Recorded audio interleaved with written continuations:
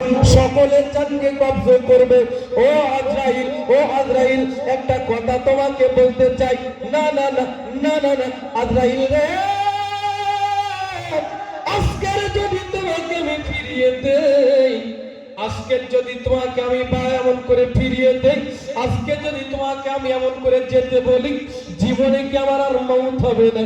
জীবনে কি তুমি আমার জান কবজ করতে আসবে না?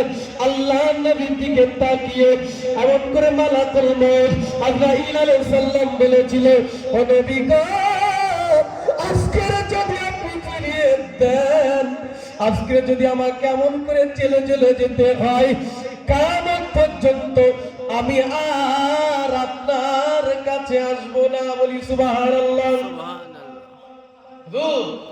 আপনি যদি আজকে আমাকে এই সময় এখান থেকে আমাকে ফিরিয়ে দেন, কিয়ামত পর্যন্ত আপনার কাছে আমি আসবো না। আবার দুনিয়ার জমিনে মহান আল্লাহ পাক রব্বুল আলামিন একজনকে হায়াত দিতে চাচ্ছেন, দুনিয়ার জমিনে রাখতে চাচ্ছেন।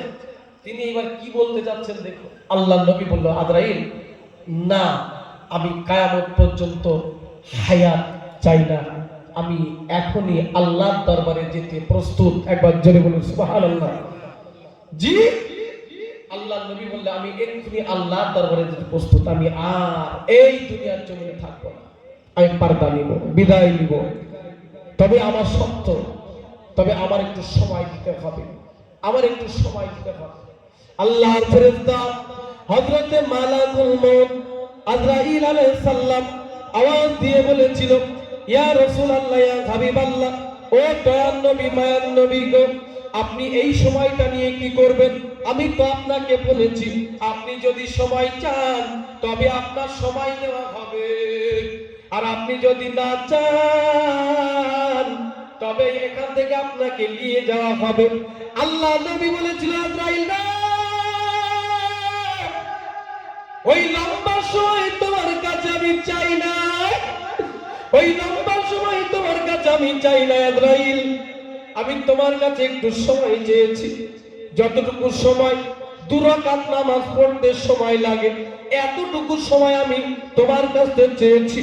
আজরাইল আলাইহিস সালাম এইবার নবীর দিকে তাকিয়ে আওয়াজ দিয়ে বলেছিল, ইয়া রাসূলুল্লাহ, ইয়া হাবিবাল্লাহ, আল্লাহ আপনার সামনে এবং পেছনে সমস্ত গুনাহ মাফ করে দিয়েছে।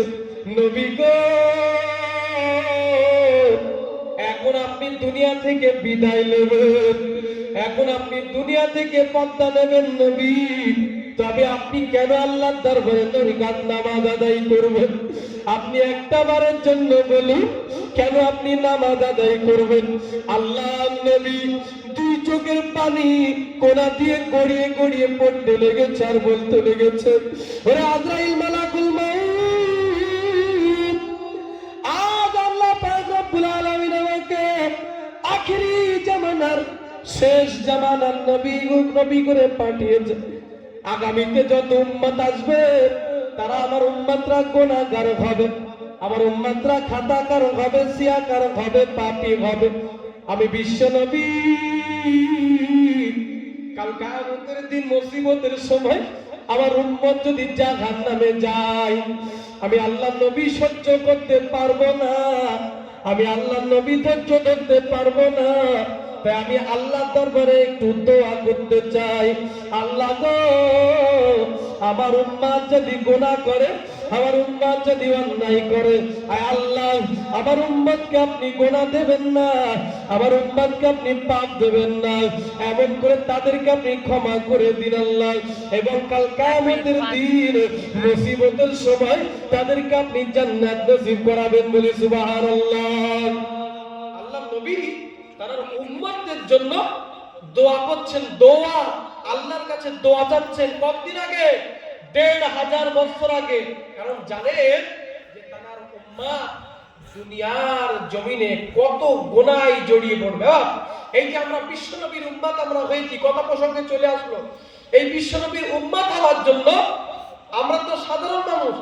প্রত্যেক নবীগণ তারা আল্লাহর কাছে আরজু করেছিল, আল্লাহ, আপনি যদি আমাকে নবী না বানিয়ে, রাসূল না বানিয়ে, আম্বিয়া না বানিয়ে, আপনি যদি আমাকে ওই শেষ জামানা আখিরি জামানার রসুলের উম্মাত করে